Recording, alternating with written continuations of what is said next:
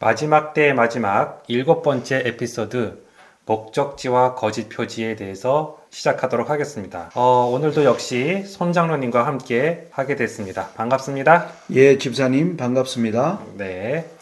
이번 7번째 에피소드를 목적지와 거짓 표지라 한 것은 목적지가 가까워질수록 사탄의 거짓이 기승을 부릴 것이란 사실을 강조한 것으로 보입니다. 예, 그렇죠. 저는 마지막 성경에 경건의 부흥운동이 일어날 것을 말하고 있는 내용을 우리가 좀 깊이 생각해 볼 필요가 있다고 합니다. 모든 경건의 부흥운동은 하나님이 말씀하신 성경의 예언을 바르게 이해하는데 기초되어 있음을 우리가 기억할 필요가 있다고 생각합니다. 우리가 지난번 6번의 강의를 통해서 내비게이션의 8개 구간은 확인했지만 그것으로 이 목적지까지 가는 길이 다 이루어진 것은 아니죠. 최종 목적지가 가까워질수록 보다 자세한 내용들이 성경에 있는데 그 모든 것들을 성경으로 해석하는 이 작업이 굉장히 중요한 과업이라 생각합니다. 그러면 지난 6번의 에피소드를 통해 계시록 17장에 나타난 내비게이션적인 7머리와 8째 왕의 순차적인 내용의 해석에 있어 교회 안에 여러 가지 다양한 주장으로 인한 혼란의 원인이 무엇인지를 진단하였고요. 해결책은 오로지 성경을 성경으로 해석한다라는 원칙에 입각하여 다니엘 7장과 계시록 13장, 17장을 이어 보여주시는 하나님의 전개 방식을 통하여 내비게이션에 등장하는 8개의 구간을 확인하였습니다. 장로님, 그럼 이 8개의 구간에 대하여 다시 정리해 주시고 오늘 에피소드를 진행할까요? 네. 이 8개 구간을 확인하는 데 있어서 가장 중요한 게 6번째였습니다. 하나는 있고 현재 세력을 어떻게 해석해야 되는가. 우리 교회는 두 가지 시각이 있다고 그랬죠. 사도 요한 시대로 보는 것과 1798년으로 보는 시각을 우리가 비교했고요. 1798년으로 보는 것이 다니엘 7장으로부터 이어지는 모든 예언의 패턴을 잘 설명하는 것이라는 것을 우리가 밝혔습니다. 그러면 1798년을 축으로 하면 바벨론, 페르시아, 헬라, 로마 교황권 다섯 이후에 이제 1798년 이후에 하나는 있고 다른이 그리고 8째 이 세 세력을 이제 해석해 나가는 데 있어서 교회가 굉장히 많은 혼선이 있는 것을 보았습니다. 그 혼선의 원인이 뭔가 하면은 1798년 이전의 패턴을 그대로 적용하려고 하니까 혼선이 생겨난 겁니다. 1798년 이전과 이후 세계는 전혀 성격이 다른 세계였는데 1798년 이전에 나타나는 정치적 강대 세력들은 앞에 있는 세력들을 없애면서 올라왔는데 1798년 이후는 세상이 그렇게 전개되는 것이 아니었죠. 1798년 이후에는 계시록 13장에 용 바다에서 나온 짐승, 땅에서 나온 짐승 세 세력이 나오는데 계시록 16, 19장에 보면 세 세력들이 하나님과 대항하는 용, 짐승, 거짓 선지자로 등장하는 이 패턴을 우리가 주의해 봐야 된다. 그래서 저는 1798년 이전의 패턴으로 1798년 이후를 해석하면 안 되고 이 삼중 연합 세력을 의미한다는 것을 성경적으로 우리가 밝혀보았습니다. 그러면서 계시록 13장에 나오는 이 땅에서 나온 짐승 미국이 용과 짐승과 거짓 선지자라고 하는 내용 가운데서 미국이 짐승을 위하여 우상을 세우고 짐승에게 경배하게 한다는 역할에서 거짓 선지자의 역할을 한다. 그래서 그 이후에 1798년 이후의 순서를 거짓 선지자, 짐승, 용으로 우리가 해석할 수가 있었던 겁니다. 그래서 이 거짓 선지자가 미국이니까 바로 하나는 있고가 1798년 이후에 계속 나타나 있는 지금 존재하고 있는 미국이고 그리고 그 이후에 교황권이 살아나고 마지막 사탄이 일어나면서 8개의 구간을 우리가 확인을 하였습니다. 네. 그럼 이 내비게이션의 출발지에서 목적지까지의 8개 구간을 확인하였는데 그럼 우리가 지금 어느 구간에 있는지를 확인하는 것이 정말 중요하겠네요. 예, 좋은 질문이라 생각합니다. 집사님은 우리가 지금 이 내비게이션 구간에서 어디에 있다고 생각되시나요? 교황권이 살아난 일곱 번째 머리 시대를 살고 있다고 생각해야 되는 게 아닐까요? 집사님 말대로 우리가 지금 일곱 번째 머리 시대를 살고 있다면 그러면 일곱 번째가 언제 나타났는가? 즉 교황권이 언제 살아났다고 생각하는 거죠? 성경적으로 정확하게 설명을 못 드리지만 우리가 알지 못하는 사이에 이미 이 프란체스코가 활동하는 것을 봤을 때 이미 살아나 있는 게 아닌가 저는 그렇게 생각이 드네요. 예. 많은 분들이 지금 교황권이 왕성하게 활동하기 때문에 교황권이 살아나서 활동한다는 사실에는 대부분 지금 인지를 하고 있습니다. 자, 그런데 제가 말씀드리고 싶은 것은 우리가 1798년의 삼중연합의 의미를 이해할 필요가 있습니다. 미국을 이어서 교황권이 살아났다고 한다면 미국과 교황권의 연합이 시작되는 때라는 것을 의미하는 것입니다. 그러면 교황권이 언제 살아났는지를 먼저 규명해야 하겠네요. 예. 자, 여기서 제가 도표를 조금 다시 좀 수정을 했습니다. 1798년 이후를 이제 우리가 좀 메인 화면으로 그렇게 도표를 정리했는데요. 교황권이 살아나서 일곱 번째로 올라온다는 것은 세 가지 요건을 우리가 예언을 해석하는데 충족시켜야 할 필요가 있다는 겁니다. 그게 뭐냐면 첫째는 미국을 이어서 일곱 번째가 다른 이가 등장한다는 것은 교황권에 죽게 된 상처가 나았다는 것을 의미하는 거고요. 나아서 올라온다는 말은 미국과 교황권이 연합으로 일하는 것이 시작되었다는 것을 설명하는 것이고, 세 번째는 이 미국과 교황권의 연합이 반드시 잠깐이라는 것을 우리가 염두에 두고 이 예언을 우리가 해석해 들어가야 된다. 이걸 좀 강조하고 싶습니다. 네. 그렇다면 교황권이 언제 상처가 나았는지를 정확히 아는 것이 중요할 것 같네요. 집사님은 교황권이 죽게 된 상처가 언제 되었다고 집사님 생각하세요? 제가 어려서부터 들은 바로는 그 라테란 조약이 교황권에 죽게 된 상처가 난 사건이다라고 많이 들어왔습니다. 예, 우리 많은 이 재림교 신자들이 많은 또 예언 강사들이 이 라테란 조약 1929년에 교황 비오 11세와 무솔리니 간에 이루어진 이 라테란 조약 때 살아났다. 그러면 지금 우리가 2021년을 살고 있으니까 지금으로부터 한 92년 전에 굉장히 오래 전에 살아서 올라왔다는 말씀이 되는 거예요. 그죠? 네. 일단 그렇게 본다면. 그런데 집사님은 이 라테란 조약이 때 살아났다는 걸 성경적 근거로 설명을 해야 되잖아요. 그걸 어떻게 설명할 수 있으시겠어요? 글쎄요, 잘 설명이 안 되는데요.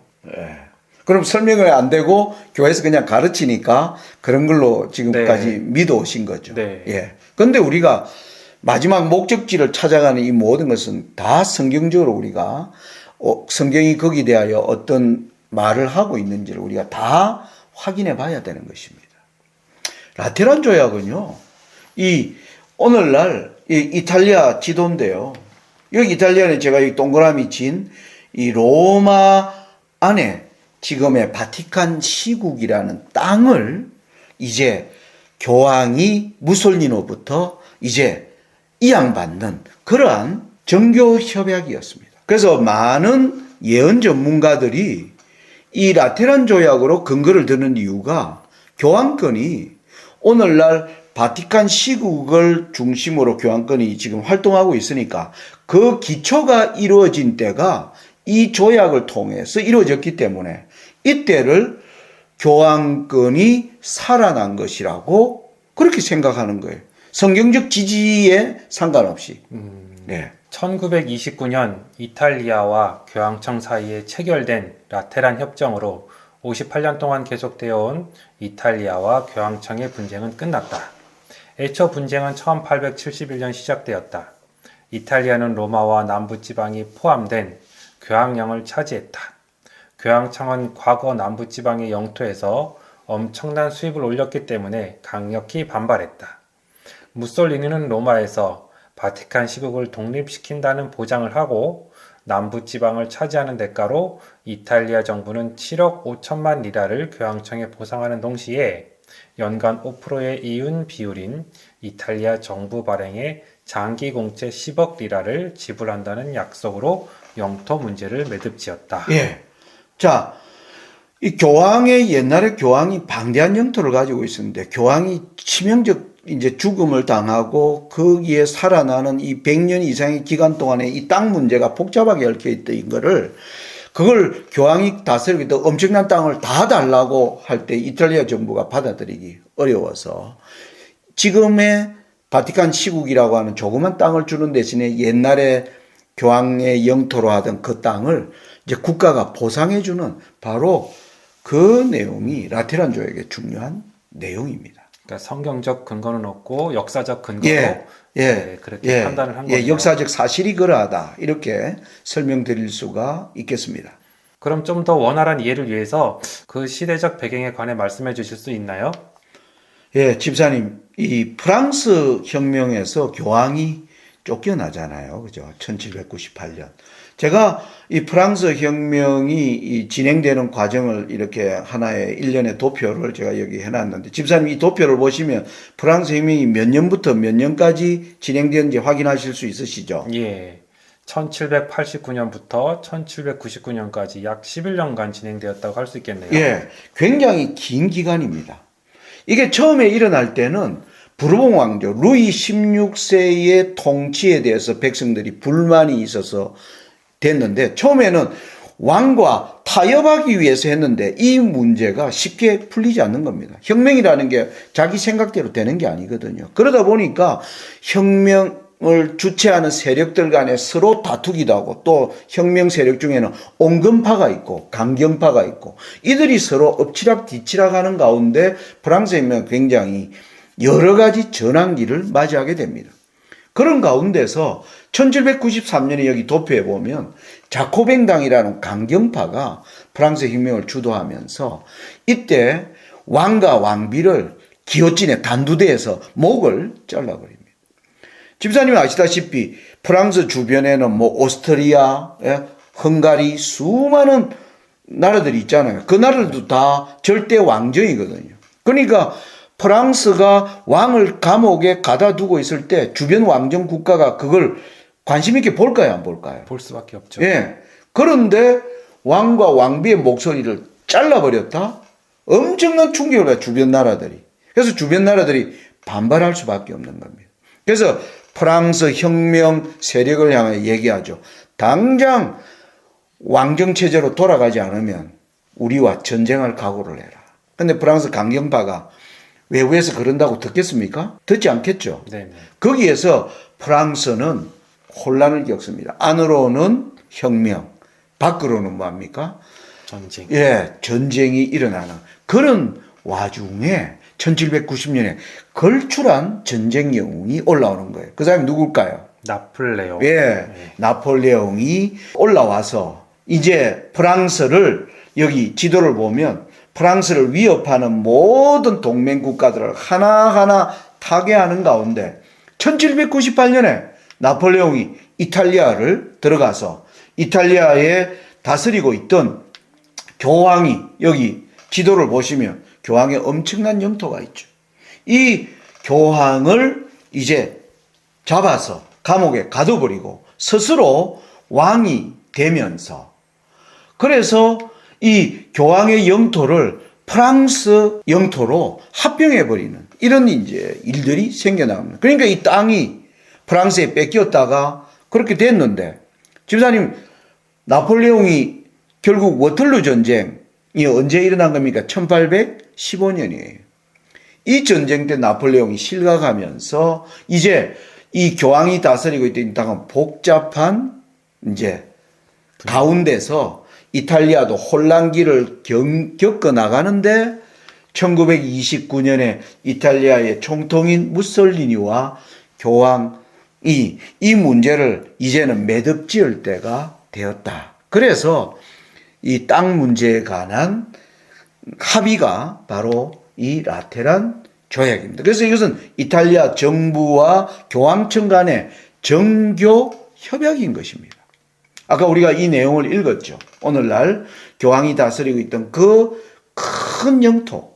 자, 여기 지도를 보시면 1796년에 교황령의 땅과 1810년에 그 땅이 다 나폴레옹의 프랑스 영토로 되었다가 프랑스가 결국 망하면서 1871년에 이탈리아가 통일된 왕국을 맞이하면서 이 땅의 주인이 소유권이 여러 군데로 분산되는 가운데 1929년에 이 라테란 조약을 통해서 땅 문제를 이제 매듭지었는. 그래서 1929년 라테란 조약은 이탈리아 정부와 교황청 간의 정교 협약으로 오늘날 바티칸 시국의 기초를 이룬 의미 있는 사건은 맞지만 교황권에 죽게 된 상처가 나은 때라고 할 만한 성경적 증거는 없어요. 인간적 정황만 있는 것이죠. 또 한 가지 더 말씀드릴 게 뭐냐면은 이 교황은요, 이제 죽임을 당한 이후에 계속 다시 살아나기 위해서 정교 협약을 통하여 자신의 이제 뭡니까? 교황권이 한때 세계를 다스리는 지배 세력이었다가 힘을 잃게 되니까 이걸 다시 회복하기 위해서는 각 나라와 다시 교황과 국가 간에 서로의 세력을 인정하는 뭐가 있어야 됩니까? 합의가 있어야 되는 거예요. 그게 바로 정교 협약이에요. 나폴레옹도 1798년에 교황을 처형했지만은 그 이후에 나폴레옹은 비오 7세와 정교 협약을 맺고요. 카톨릭이 프랑스 안에서 보호받을 수 있는 길들을 만들어 줍니다. 교황권의 권위는 땅에 떨어졌지만 여기 사진은 뭡니까? 2차 대대전을 앞둔 히틀러와도 교황은 뭐 했어요? 독일도 정교 협약을 통해서. 그래서 교황권은 자기의 옛날에 강력한 통치의 힘이 이제 잃어버린 이후에 그것을 다시 되찾기 위하여 수많은 나라와 뭘 통해서 정교 협약을 통해서 자신의 하나하나 옛날에 있었던 그 권위들을 찾아나가는 행위를 해온 것입니다. 이번 이 코로나가 오는 와중에도요, 지금 이 교황청과 중국 간의 정교 협약이 이루어지고 있어요. 이 2019년부터 시작되었는데 아직 매듭은 안 지어졌습니다. 2년 이상 걸쳐지는데 뭐냐 하면은 중국 정부는 종교의 자유를 인정하지 않습니다. 그런데 중국 안에는 가톨릭 신도가 엄청나게 1000만이 넘는, 훨씬 넘는 가톨릭 신도가 있거든요. 이 신도들을 대표할 추기경을 교황청은 뭐 하고 싶은 겁니까? 파견하고 싶은 거예요. 왜 중국이 이걸 인정할까요? 인정하지 않겠죠. 예, 인정하지 않죠. 지금까지 중국은 교황청에서 파견하는 사람도 안 받고 자기들이 그냥 국가에서 어떤 사람을 뽑아가지고 대표로 했는데 교황청은 계속 중국에 우리가 보내는 추기경을 받으라. 그런데 그게 아니면 당신들이 뽑은 사람을 우리가 뭐하게 인정하게 해달라. 지금 그걸 위해서 중국과 이 교황청 간의 협의가 있는 것입니다. 그래서 이 라테란 조약은요, 이 이탈리아와 교황청이 오래간에 풀어야 할 영토 문제를 해결한 정교 협약일 뿐이지 이걸 가지고 우리가 죽게 된 상처가 나았다라고 성경적으로 설명해서는 안 된다라는 것이 저의 뜻입니다. 집사님 잘 아시는 것처럼 베드로 후서 1장 20절부터 2장 1절을 한번 읽어봐 주시겠습니까? 예.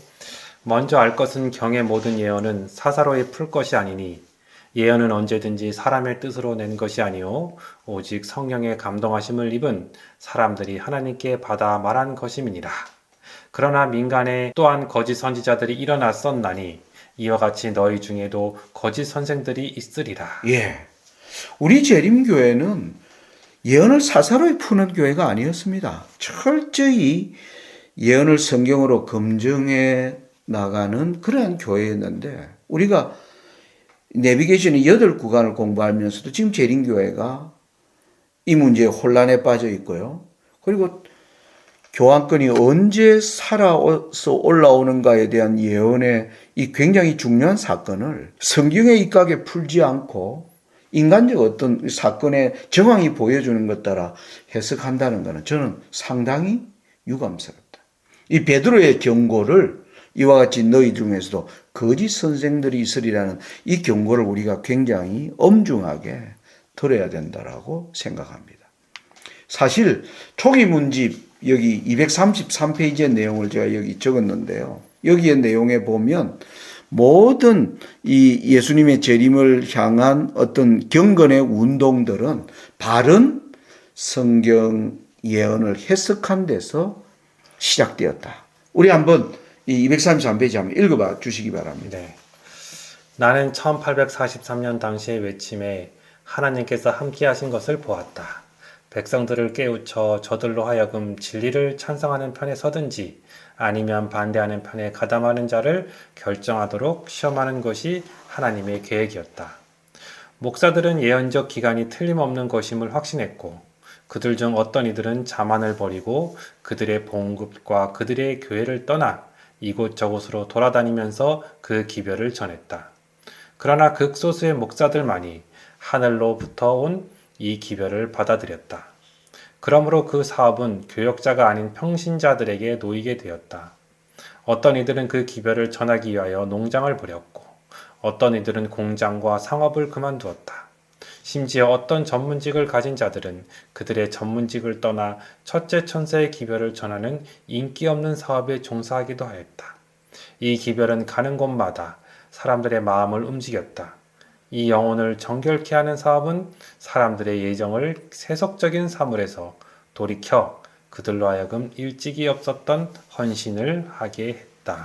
마지막 이런 경건의 운동이 다시 한번 우리 때에 일어나야 합니다. 이런 경건의 운동이 일어나는 이 기폭제가 뭐냐면 바른 성경 해석입니다. 이런 의미에서 이 내용을 제가 어떤 교회를 비난하기 위해서 지금 이 해석에 대하여 제가 반론을 펴는 게 아니라는 것을 사람들이 좀 이해를 하고 우리가 정말 성경이 말하고 있는 마지막 목적지에 도달하기 위해서 치열하게 성경을 해석해야 된다라는 자세에서 말씀한다는 것을 좀 이해해 주시면 하는 바람입니다. 자, 마지막으로요. 이제 죽게 된 상처가 나온 교환권에 그러면 성경적 근거는 어디에서 해석해야 되는가 하는 겁니다. 제가 여기 두 성경절을 얘기를 했습니다. 다니엘 11장 40절. 다니엘 11장 40절에 보면 시작 때에 마지막 때에 남방왕이 북방왕을 찌르는 얘기가 나옵니다. 우리 재림교회는 이 다니엘 11장 40절에 남방왕을 이 북방을 찌르는 사건을 교황권이 치명적인 상처를 입은 것을 우리가 해석하고 있어요. 그러면 그 11장 40절 이후를 해석하는 데서 뭐 해야 됩니까? 근거를 찾아야 되는 것입니다. 그 예언을 자세히 해석하지 않고 우리가 해석하는 것은 맞지 않다. 그리고 요한계시록 13장에 보면 이 죽게 된 상처가 살아서 올라오는 얘기를 요한계시록 13장에 하고 있습니다. 바다에서 올라오는 짐승과 땅에서 올라오는 짐승이 등장하죠. 거기 보면 특별히 13장 11절과 12절에 땅에서 올라온 짐승이 먼저 나온 짐승의 권세를 그 앞에서 행함으로 말미암아 죽게 된 상처가 나아서 올라온다라고 나와요. 그래서 이 근거들을 다 성경적으로 뭐예요? 조합해서 해석을 해야 된다. 이 과업을 우리가 다음번에서 해야 될 것 같습니다. 네, 모든 주장들을 이렇게 성경적으로 하나하나 풀어가니까 이렇게 속이 후련해지는 것 같습니다. 다음번 시간도 기대되고요. 다음번에 이렇게 또 죽게 된 상처가 나온 교환권의 성경적 근거를 풀어보는 시간을 가져보도록 하겠습니다. 시청자 여러분들의 많은 생각과 반론 그리고 질문들이 있을 줄로 생각됩니다. 카톡과 메일, 전화나 댓글 어느 방식이든지 보내주시면 바로 반영하도록 하겠습니다. 뜨거운 참여와 관심 부탁드립니다. 네, 장로님도 수고하셨습니다. 예, 집사님 수고하셨습니다. 네. 다음번에 뵙겠습니다. 네, 감사합니다.